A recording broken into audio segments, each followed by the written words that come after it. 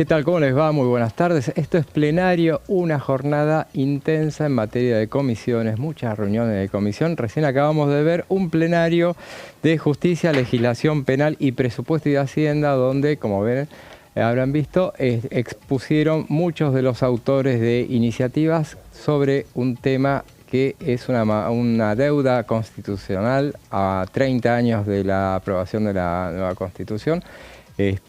Bueno, el régimen de juicio por jurados, ese era el tema y esa es la cuestión, esa deuda constitucional que tienen los legisladores para con eso que los constituyentes llegaron a instrumentar, pero bueno, quedó en manos de la legislación, todavía no ha podido ser legislado y bueno, de ese tema se empezó a hablar finalmente hoy.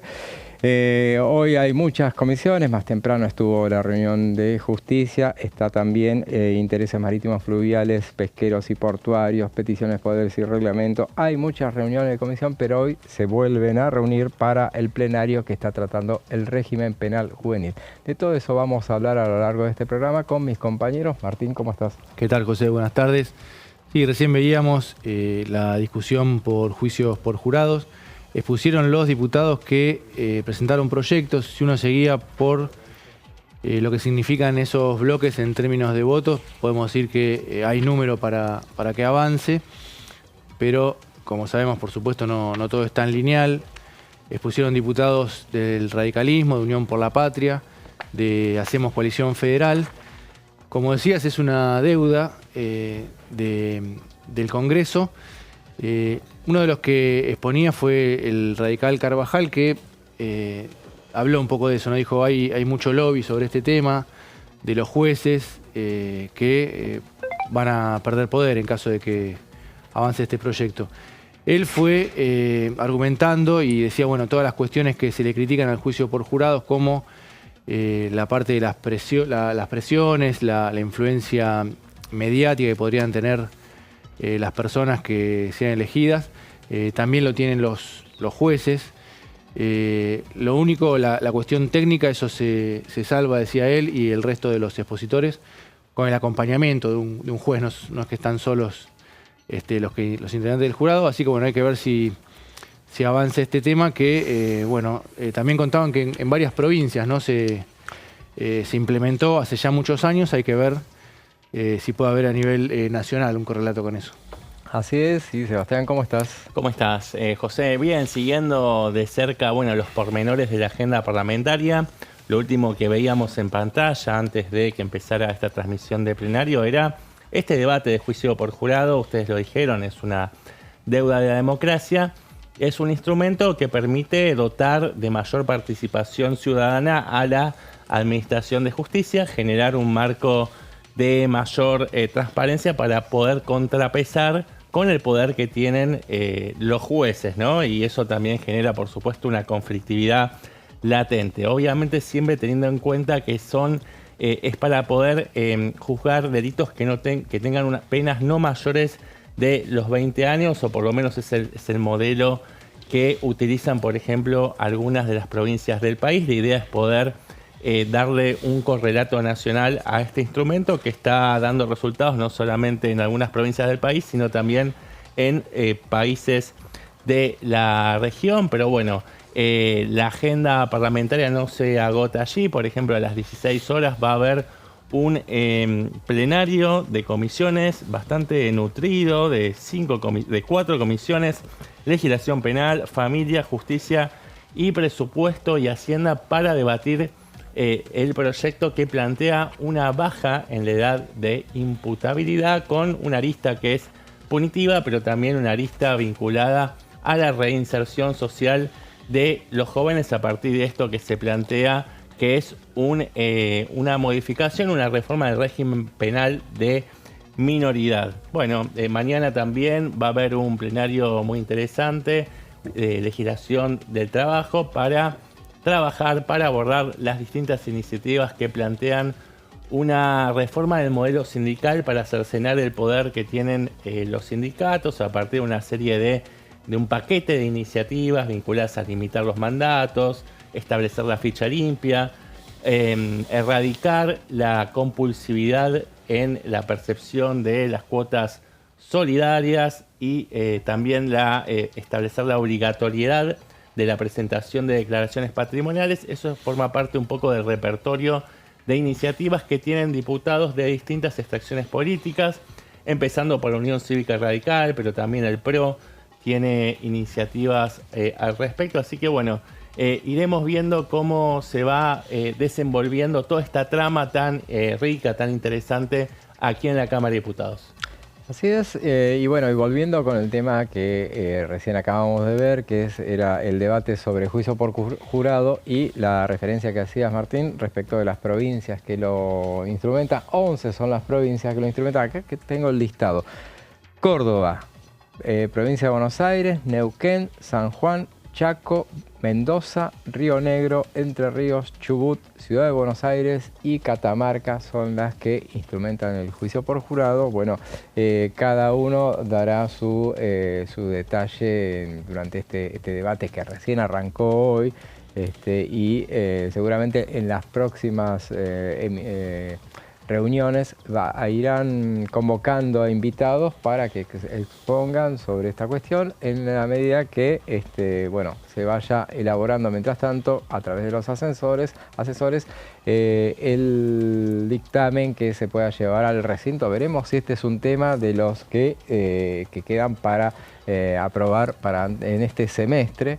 Seguramente, bueno, porque es un poco el paquete judicial sí. Que se metió un poco por la ventana, porque no estaba previsto que... Sí, el otro tema es ficha limpia, donde nos vamos acercando hacia instancias resolutivas. Es un tema que tiene bastante asidero, que el oficialismo lo viene impulsando, en realidad como una concesión primeramente, ¿no?, hacia el PRO, pero después se lo apropió y le está dando un impulso importante. Hay distintas iniciativas que tienen que ver con ver qué tipo de delitos son los que se toman para inhabilitar a las personas que hayan sido condenadas y también cuál es el tipo de sentencia, cuál es el estándar mínimo que se reconoce como piso mínimo para hacer pesar esta inhabilitación de personas condenadas para ejercer cargos públicos de representación.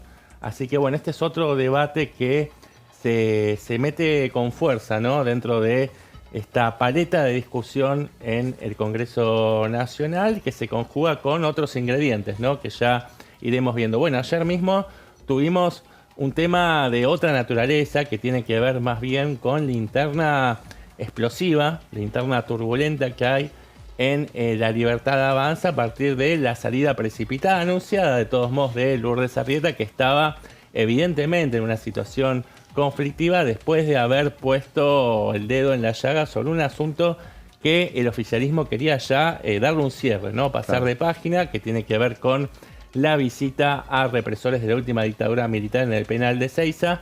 Finalmente, bueno, el oficialismo logró forzar la salida de esta diputada, que era un poco la manzana podrida, si se quiere, y generar anticuerpos para poder ordenarse y resolver su interna de acá hacia adelante. Pero claro, ahora tiene una diputada menos y el PRO tiene la misma cantidad de 37 integrantes. 37, claro, 37 a 37. El dato fue, bueno, la cuestión era que para muchos del título se fue antes que la echaran. Sí. En realidad, técnicamente, estuve ahí averiguando y me dicen que no, que la echaron, porque la nota del bloque llegó antes que la nota de ella diciendo que se iba a armar Lourdes Arrieta un bloque por su cuenta, que se le va a llamar Fe.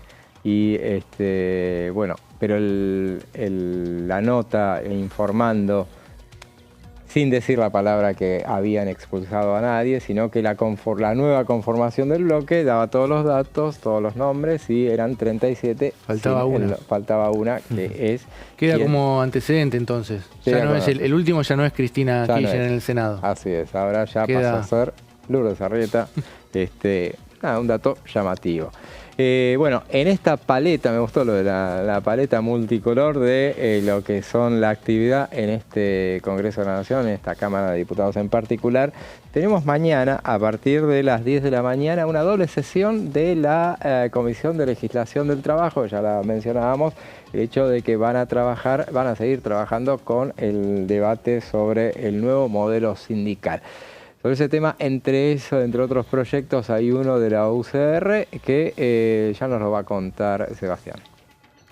Sí, exactamente, José. Sí, digamos, es un proyecto bastante abarcativo que, como te decía más temprano, aglutina una serie de reivindicaciones que la UCR viene pregonando ya hace mucho tiempo, que tiene que ver con democratizar la vida interna de las organizaciones gremiales, que actualmente, por ejemplo, tienen habilitada la posibilidad de la reelección indefinida. Bueno, el criterio que se quiere implementar para esta modificación de la ley 23.561 de las asociaciones sindicales es, bueno, establecer un límite temporal, por ejemplo, de 4 años, pero fundamentalmente establecer que solamente se habilite una sola reelección y que tenga que pasar un mandato entero con alternancia para que ese dirigente sindical pueda volver a postularse. Así que bueno, eso es uno de los rasgos principales de este proyecto de ley que se va a estar trabajando, se va a estar abordando mañana desde bien temprano en la Comisión de Legislación de Trabajo que preside Martín Tetaz, que encontró un esquema de trabajo particular porque va a haber un primer bloque por la mañana y por la tarde van a estar convocados una segunda ronda de oradores importantes. Pero también lo anticipábamos antes también, este proyecto de la Unión Cívica Radical dispone la obligatoriedad de la presentación de declaraciones juradas patrimoniales, que es algo que de repente ya se viene practicando, ya se viene utilizando. Los secretarios generales y quienes conforman las autoridades de las comisiones directivas de los gremios tienen que presentar compulsivamente las declaraciones patrimoniales, pero claramente este proyecto refuerza, ¿no?, esa obligación. Seguimos entonces con la siguiente placa. Como decíamos, bueno, en lo anterior, ¿no?, esta idea de buscar alternancias, generar un recambio, un cambio de oxígeno y de esa manera también tener un mayor marco de transparencia. Pero seguimos con este listado que vemos en pantalla y lo siguiente que tenemos que hablar es de la eliminación de las cuotas solidarias obligatorias que los sindicatos les cobran en algunos gremios, en algunas actividades en particular, inclusive a aquellas personas que no están afiliadas, ¿no? Esta compulsividad claramente se da de bruces con, con la legislación, pero es necesario también que exista una normativa más explícita que regule este tipo de situaciones. Y este proyecto de ley, así como otros proyectos de ley que también introducen la erradicación de las cuotas solidarias obligatorias, también viene a subsanar esta cuestión. Viste que cuando uno recibe el recibo de sueldo, valga la redundancia, hay una serie de descuentos. Hay 2 descuentos que son inexorables. Uno es el vinculado a la obra social, el otro tiene que ver con los aportes jubilatorios de seguridad social, pero a veces también aparecen un descuento que debería ser voluntario, que tiene que ver con el aporte voluntario que uno hace a determinado sindicato para que este sindicato tenga una mayor fuente de financiamiento. Bueno, claro, esto vos podés decir que no pagarlo. Ahí tenés que avisar al gremio o algo así. Se puede perfectamente, pero la idea es que no sea por defecto, que no te lo empiecen a descontar sin que uno dé su consentimiento, sino que en todo caso sea uno el que tenga que informar al gremio que quiere voluntariamente aportar este gremio. Sí. Así que bueno, este proyecto viene a resolver esa controversia. Después, otra de las disposiciones dentro de este paquete, de esta reforma, es la publicación obligatoria de informes financieros y el establecimiento de auditorías regulares y obligatorias de la Auditoría General de la Nación sobre obras sociales, ya que existen, por ejemplo, auditorías realizadas por la Superintendencia de Servicios de Salud, pero no siempre son del todo rigurosos, y por eso es interesante que hayan también sistemas de control y de rendición de cuentas de parte de, de la AGN, por ejemplo, para reforzar estos controles y también garantizar el acceso a la información pública por parte de los afiliados y afiliadas. Así que más o menos ese es un poco el resumen de este debate que se viene dando ya desde hace algunas semanas atrás en la Comisión de Legislación del Trabajo, que también tiene otras iniciativas, pero hoy todos los cañones apuntan a esta cuestión, José. Claro, vos tenés, por ejemplo, ese paridad de género que veíamos también. Sí. Hay algunas cosas, por ejemplo, estamos hablando de 28 proyectos que se presentaron y que están debatiendo en la comisión que preside Martín Tetaz. Y ese, por ejemplo, ese tema de la publicación obligatoria de informes financieros también, hay muchos que son compartidos también por otros de los proyectos. O sea, hay mucho trabajo que se va a hacer para conjugar todas estas iniciativas con los asesores que están trabajando sobre el tema. Porque se me ocurre, ese tema de la publicación obligatoria de los informes financieros, también hay un proyecto que la semana pasada, cuando expusieron todos los autores de iniciativas, Pablo Oliveto, por ejemplo, tenía uno para que consulta, una especie de información pública que pudieran ser, que cualquiera pudiera consultar al gremio. Se ve que ahora no se puede, claramente, y que por lo menos, o sea, consultar puede consultar. El tema es que el gremio está obligado a contestar ese tipo de cosas. Así que, bueno, sí, veremos. Déjame cortar entonces una última cuestión. Dale. Porque lo había omitido durante mi exposición, que tiene que ver justamente con la paridad de género. La idea es garantizar un 50% de cupo femenino en los cargos electivos, pero si el porcentaje de mujeres sobre el total de trabajadores en esa actividad es igual o mayor a la mitad. Por supuesto que en aquellas actividades donde, por ejemplo, la construcción, por ejemplo, es infinitamente mayor la proporción de hombres respecto de mujeres, bueno, en ese caso el gremio tiene que pedir la excepción a la Secretaría de Trabajo y va a determinar cuál es el porcentaje de representación que tiene que tener de cupo femenino, claro, en esos órganos de conducción y de deliberación en cada uno de los gremios. Así es, entonces veíamos esa cita es para mañana a las 10 de la mañana. Decíamos que es una doble reunión porque, bueno, se ve que tienen que cambiar después de sala. A la mañana temprano va a haber expositores que son especialistas, abogados, mucho de eso. A la tarde, a partir de las 14, van a venir representantes de organizaciones sindicales, entre ellos representantes de la CGT, van a exponer en ese debate que, bueno, va a ser de lo más interesante esa reunión informativa. Sí, está confirmado, José, déjame darte este dato. Sí. La presencia del secretario general de la CGT, Héctor Rader, también va a estar Carlos Acuña. El plato fuerte va a ser durante la tarde, ahí van a estar los invitados que de repente despiertan mayor expectativa, porque es posible, uno intuye, uno sospecha de que van a plantear reparos y observaciones a algunos de estos puntos de esta reforma del modelo sindical, porque atacan a el núcleo fundamental de muchos de los privilegios, ¿no?, que se sostuvieron durante las últimas décadas. Claro. Así que ellos van a estar ahí para defender lo que consideran que es un derecho adquirido, ¿no?, si se quiere, que tiene que ver con, bueno, garantizar digamos, que no haya una limitación respecto del mandato popular que tengan los dirigentes sindicales. Es una cuestión, y otra cuestión que ataca medularmente el modelo de financiamiento de los sindicatos, que tiene que ver con estos aportes compulsivos. Así que atención, porque puede haber un foco de conflictividad cuando se pongan a hablar Héctor Rader y Acuña sobre temas muy, muy sensibles y críticos. Así sucederá. Y si hablamos de foco de conflictividad, veremos si en eso se transforma este tema que es otro de los que domina la escena pública esta semana.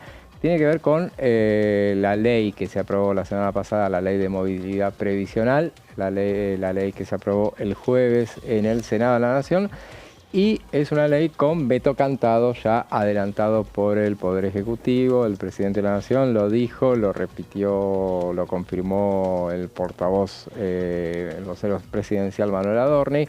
Veamos entonces cuál es el camino que va a recorrer ese veto que ya se anunció, pero todavía no ha sido concretado. Hay un tiempo determinado. Vamos a ver entonces cuál es el tiempo que tiene el gobierno para presentarlo. Recordemos entonces, estamos hablando de una ley que se aprobó el jueves pasado por 61 votos a favor, 8 en contra, 2 tercios. No importa que haya tenido los 2 tercios, que haya tenido los 2 tercios en las dos cámaras, no importa, lo importante es lo que pueda suceder a partir de ahora. Es la Ley de Movilidad Previsional y Seguridad Social, ese es el nombre, y va a ser inexorablemente vetada por el Poder Ejecutivo, como lo anticipó el presidente de la Nación, y dijo, el dato principal es que él dijo que es un veto total. Vamos a ver, no es lo mismo que sea veto total que sea veto parcial. El recorrido varía según uno u otro caso.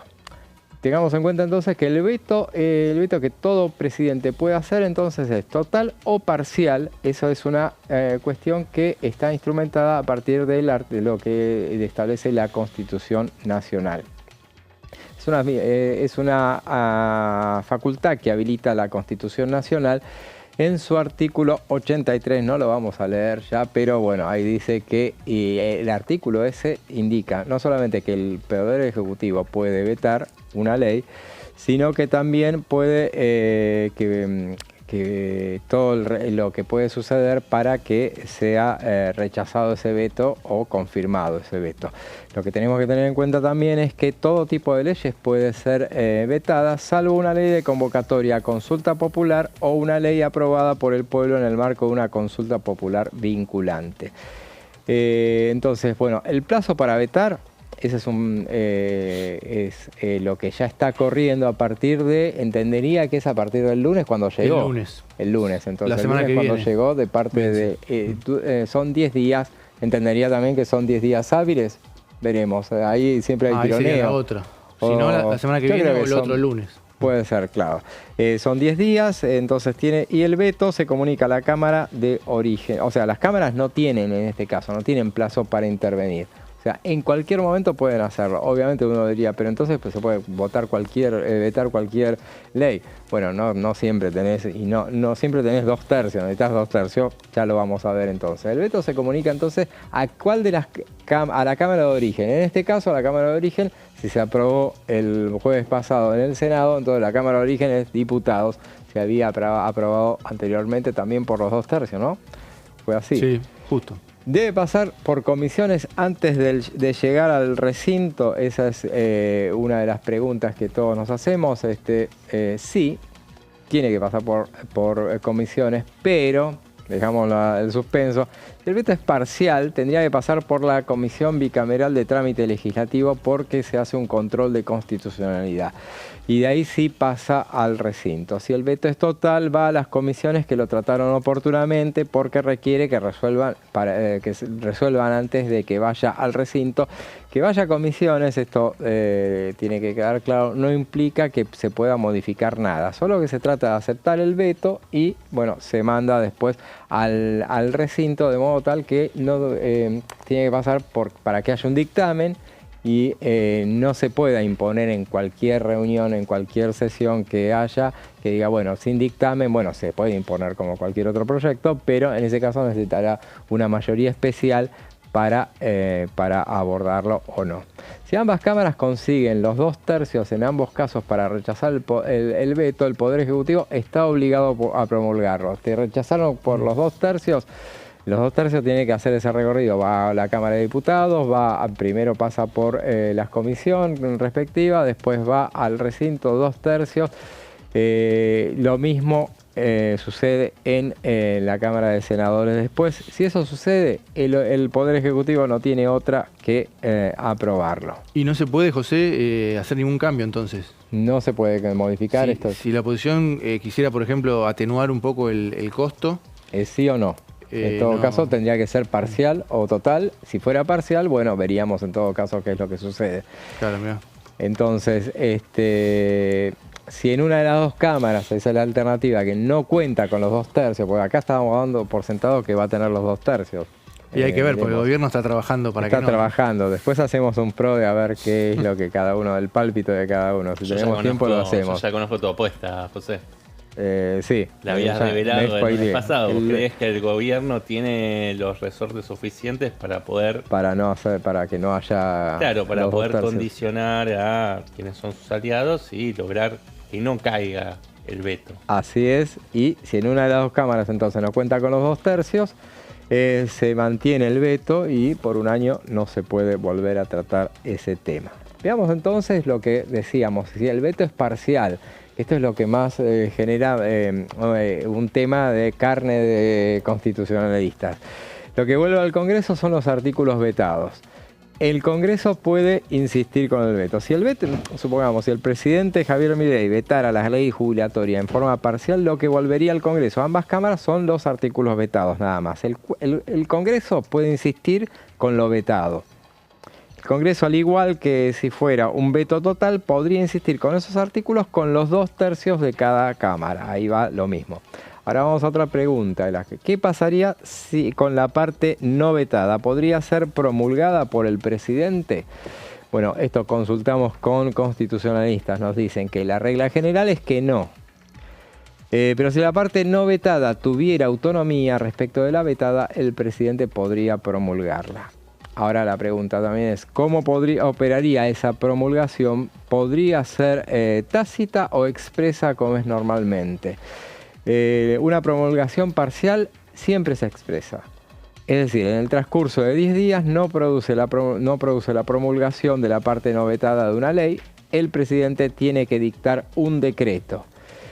¿Es un decreto común? No, es un decreto de promulgación parcial, así se llama, y ese decreto empieza a regir a partir de que es dictado, pero luego tiene que ir a la Comisión Bicameral de Trámite Legislativo para su dictamen y posterior tratamiento en el Congreso. Ahí tiene que volver a ser tratado. Es el mismo procedimiento que asiste a los decretos de necesidad urgente. Todo este lío nos lo arregla el presidente si, como dijo y cumple su palabra, el veto es total. Entonces ahí, si atiende a la sugerencia que le están haciendo muchos, termina volviendo sobre sus pasos si es un veto parcial y bueno, tiene más alternativas como para que las cámaras en definitiva tengan la mayor chance de que no exista un veto. Veamos si los vetos totales o parciales de la democracia. La democracia, teniendo en cuenta desde el 83 para acá, no nos vamos a remontar mucho más allá. Si bien la constitución anterior también tenía, siempre las constituciones tuvieron el tema, la institución del veto como prerrogativa.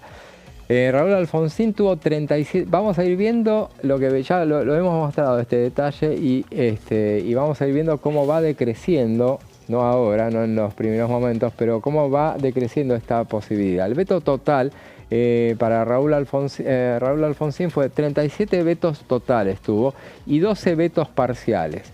Mientras que Carlos Menem tuvo 50, él tiene el récord, 51 vetos totales en su primer mandato de 6 años y medio y 58 vetos parciales.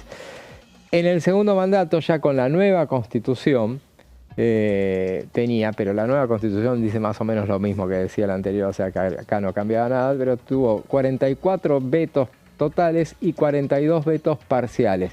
Entonces, vamos a casi un centenar de vetos totales le corresponden a Carlos Menem. Sí.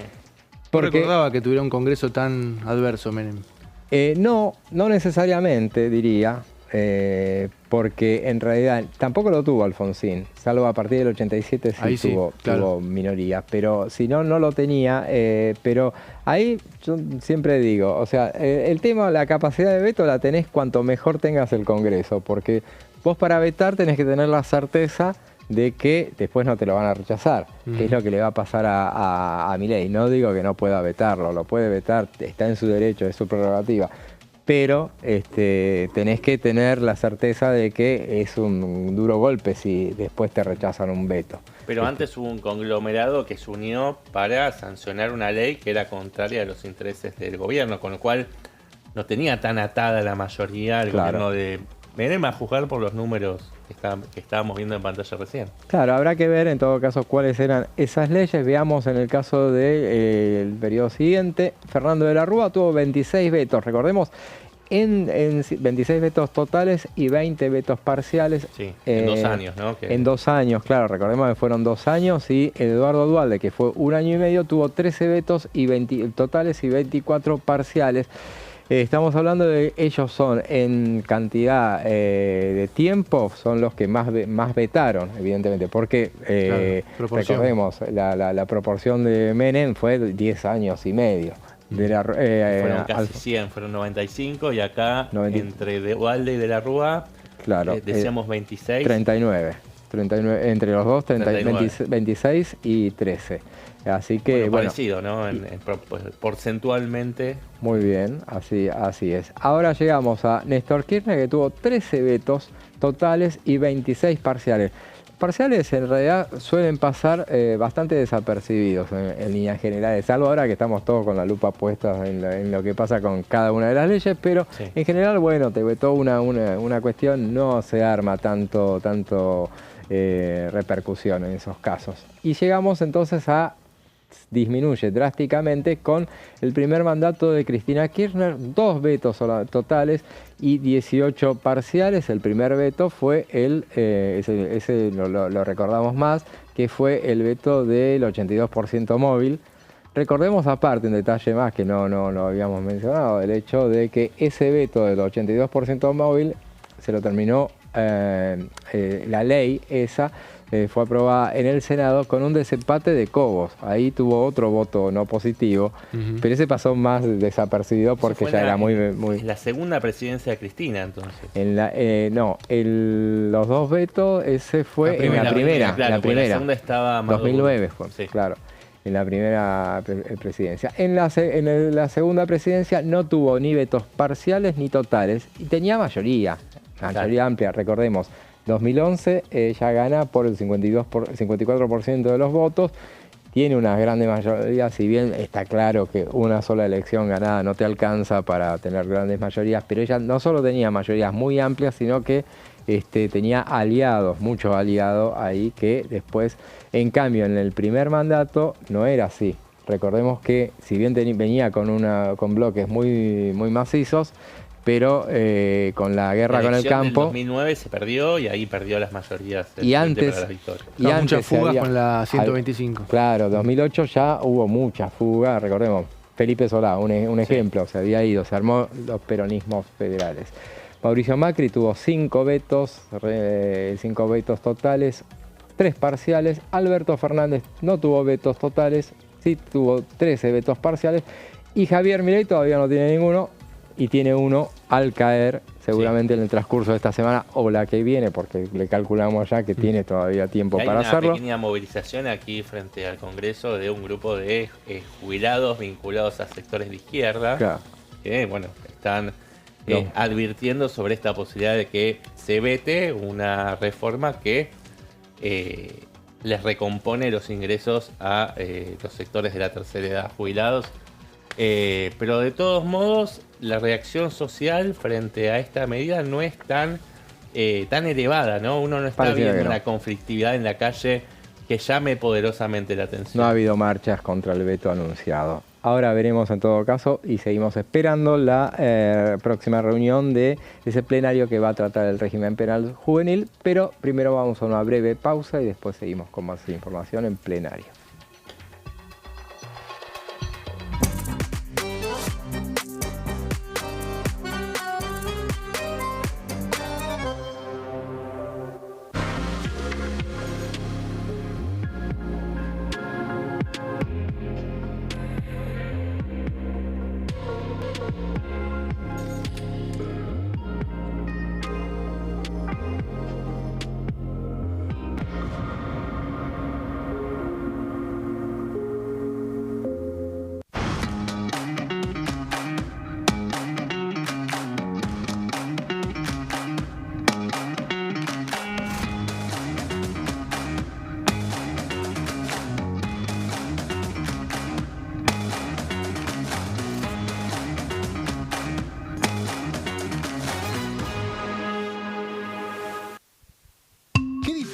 hay entre la Cámara de Diputados y la Cámara de Senadores.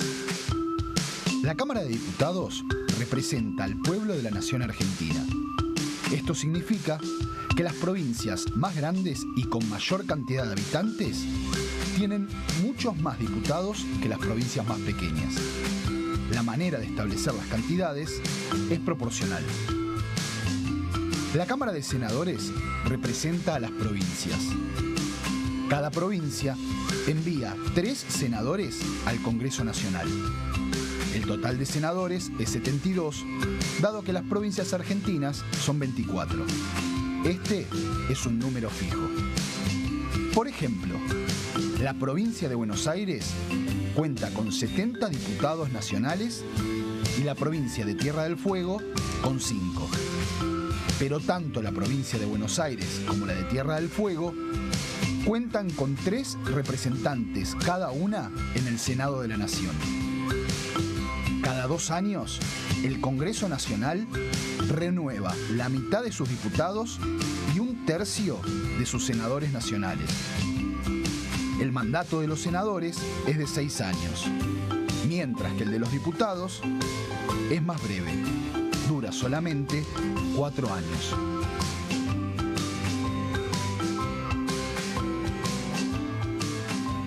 En este momento, millones de niños y niñas tienen desnutrición severa.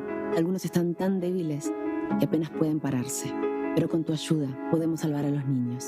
Este alimento terapéutico listo para usar está lleno de vitaminas y nutrientes esenciales que ayudan a los niños y a las niñas a recuperarse de la desnutrición.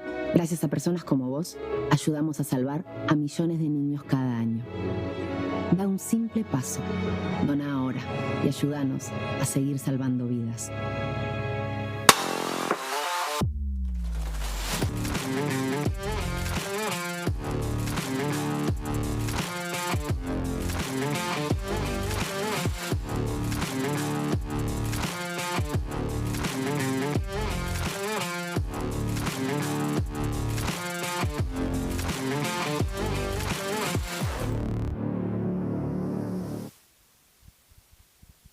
Dengue, Zika y chikungunya. ¿Cómo protegerte de la picadura de mosquitos? Para prevenir el dengue, Zika y chikungunya, evita que el mosquito te pique. Usar repelente siguiendo las indicaciones del envase. Cubrí brazos y piernas con ropa clara. En casa, pon espirales o tabletas. Usa tules o mosquiteros sobre camas o cunas. Coloca mosquiteros en puertas y ventanas.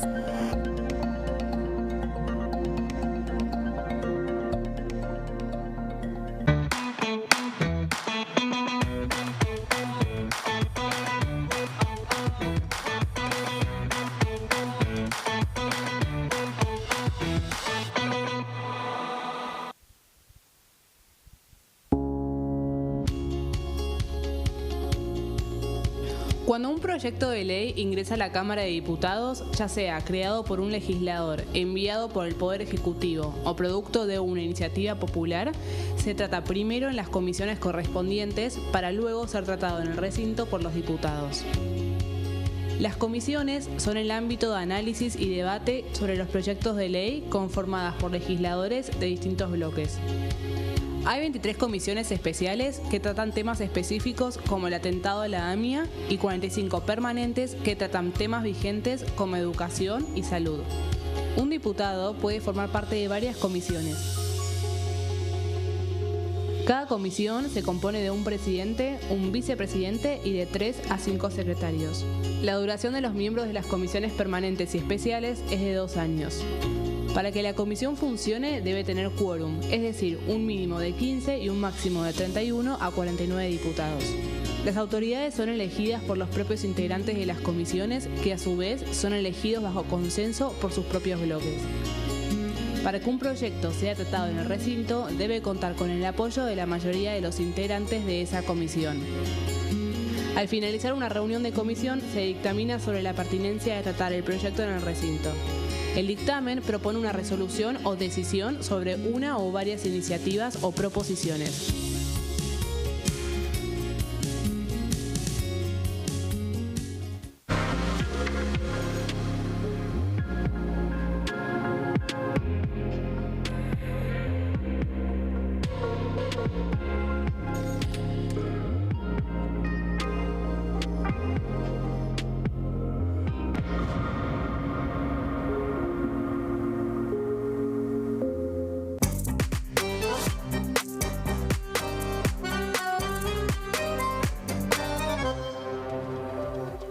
Y seguimos con plenario en esta jornada donde hay 5 reuniones de comisión. En instantes se inicia la que va a ser la última prevista para esta jornada, que es el plenario de comisiones de legislación penal, familias, niñez y juventudes, justicia y presupuesto y hacienda.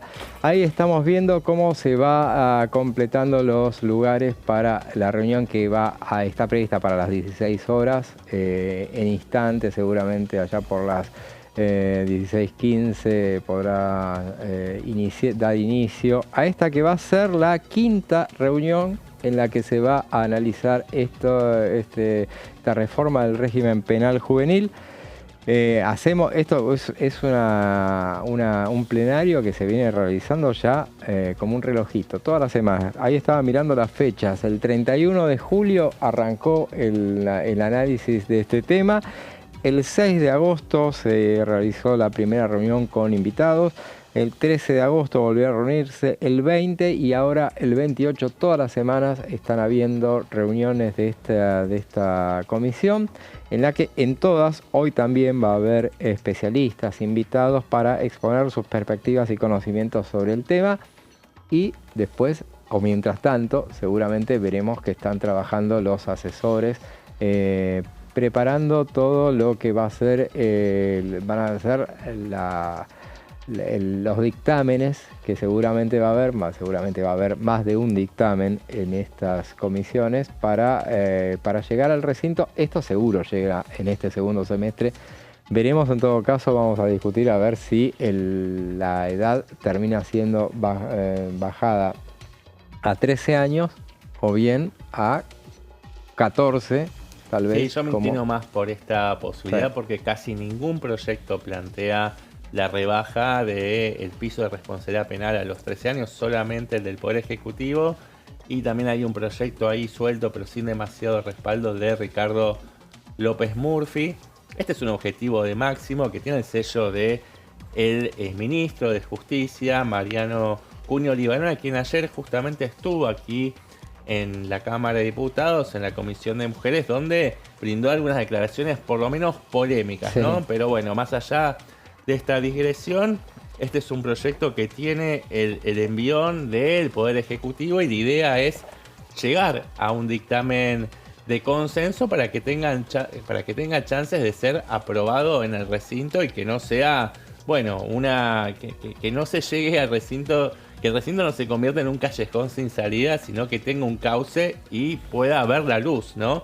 Una reforma del régimen penal juvenil que rebaje la edad de imputabilidad para que no termine consolidándose esta sensación de injusticia que perciben no solamente las víctimas, sino la sociedad en general cuando se cometen delitos a manos de jóvenes a muy temprana edad, ¿no? A los 14, 15 años.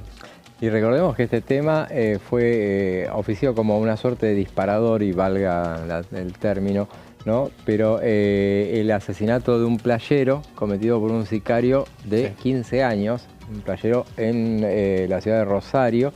Eso sucedió, si mal no recuerdo, allá por marzo, me parece. El ministro de Justicia, Mariano Cunio Libarona, había hablado del tema por primera vez en el mes de enero, febrero, en unas declaraciones que había hecho y donde había dicho que, bueno, él venía analizando, que seguramente estaban ya trabajando sobre un proyecto para bajar la edad de imputabilidad. Él hablaba de 14 años. Porque lo que hacía era, en ese momento decía, era una conjunción de los alrededor de 18 proyectos que había presentado durante todos estos años y que estaban en vigencia. Y entonces los estaba analizando y le parecía que íbamos a ir por los 14 años. Después, finalmente, cuando fue el episodio del playero asesinado, la ministra Patricia Bullrich en ese momento dijo que ya estaba mandando un proyecto sobre el tema, ya estaba en elaboración. Todos pensaron que en realidad lo iba a hacer el Ministerio de Seguridad, pero no, esto es de Justicia. Al final lo terminaron presentando los dos. Y sorprendió esa baja, si bien Cunio Libarona había hablado de 14 años, sorprendió que en ese momento, cuando lo presentaron, la novedad era que eran 13 años. Fue invocado el hecho de que se habían hecho análisis de las estadísticas y que no había tanto hecho cometido por chicos de 12 años, entonces la edad correcta era 13 años, recordemos de 12 años, por ejemplo, tiene Brasil. 13 años en Uruguay. Solamente en la región latinoamericana, solamente Argentina y Cuba tienen este piso de responsabilidad penal en los 16 años. Los más altos somos, sí.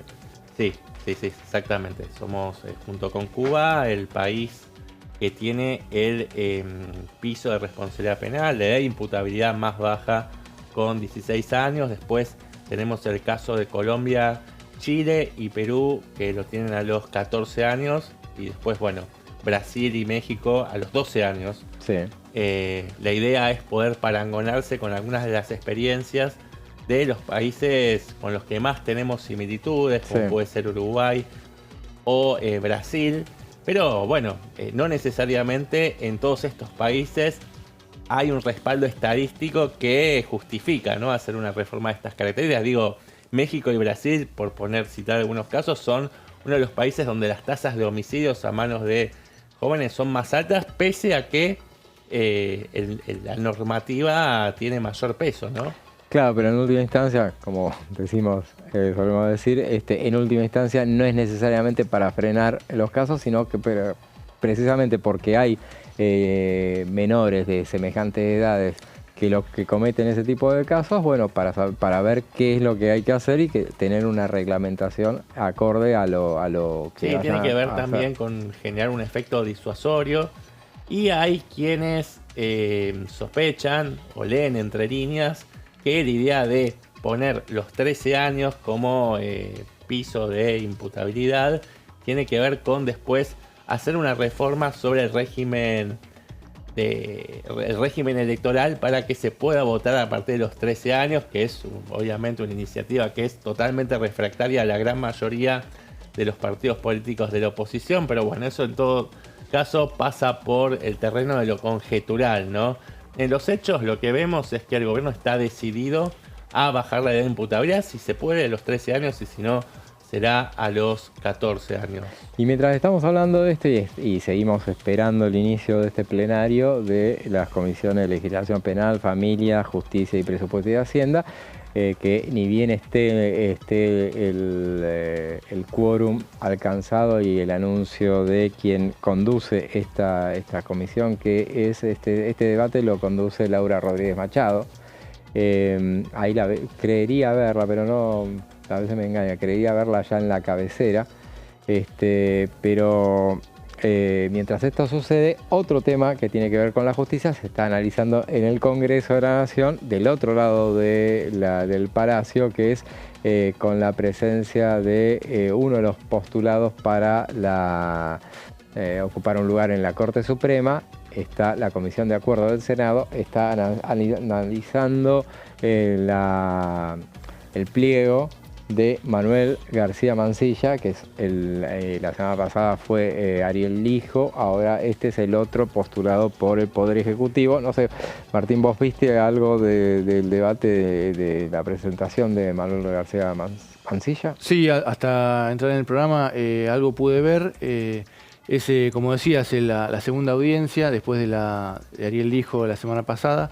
El pliego del Lijo es el que concentra, digamos, el mayor interés en cuanto a los cuestionamientos que tuvo, a las impugnaciones, a la posible negociación abierta entre sectores del peronismo y el gobierno.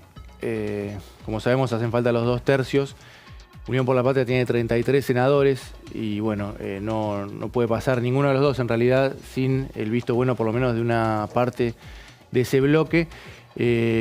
Diputados no tiene nada que ver, salvo que la negociación sea más amplia e incluya una ampliación de la Corte, como dicen algunos sectores. En ese caso sí, tendría que pasar, además del Senado, por diputados. El procurador, en ese caso no, también se necesitan los 2 tercios de los senadores y juzgados vacantes, federales y electorales, que eso también depende del Senado. Diputados podría entrar con el tema de una eventual ampliación de la Corte. Claro. Bueno, eso es uno de los temas que seguramente va a ser eje de análisis no exento de polémica seguramente. Recordemos que hay un proyecto que todavía tiene dictamen, que es, tiene vigencia, claro, estado parlamentario, que es el de la ampliación de la Corte, justamente a 15, nada menos que 15, yo no creo que obviamente... Ahí podría haber una negociación muy amplia, ¿no?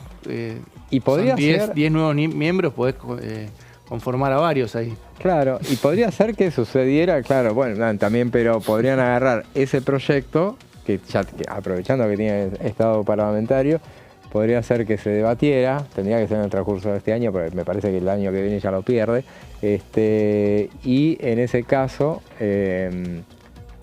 modificarlo para que no fueran 15 y fueran 7 o 9, que son los números que muchos están manejando como alternativa. Sí, ahí el problema es que el gobierno dice, bueno, primero se aprueban estos dos, que según trasciende la Casa Rosada son los dos o nada, Lijo y García Mansilla, y después discutimos la ampliación de la Corte. Claro. El peronismo o los sectores que podrían entrar en la negociación dicen, bueno, digamos, esto no es una cosa y después vemos.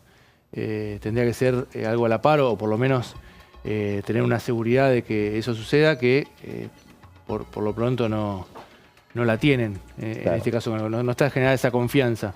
Así que hay que ver cómo se puede desarrollar esa negociación. Y hablando de negociación, volvemos al tema del veto y vos tenías volviendo a ese pro de que queríamos hacer, yo dije lo mío, yo dije que esto no se veta, no sé, Sebastián. No, yo no me la puedo jugar, la verdad. Bueno, tanto en el Senado como en la Cámara de Diputados se aprobó con más de 2/3, pero el gobierno se reserva cierto poder de fuego, el oficialismo, y puede meter dentro de la mesa de negociación alguna zanahoria que llame la atención o que sea de interés para sectores aliados y de esa manera poder desactivar, bajar algunos votos, condicionar a gobernadores. De esa manera te estaría dando el aval a tu teoría, José, de que Gracias.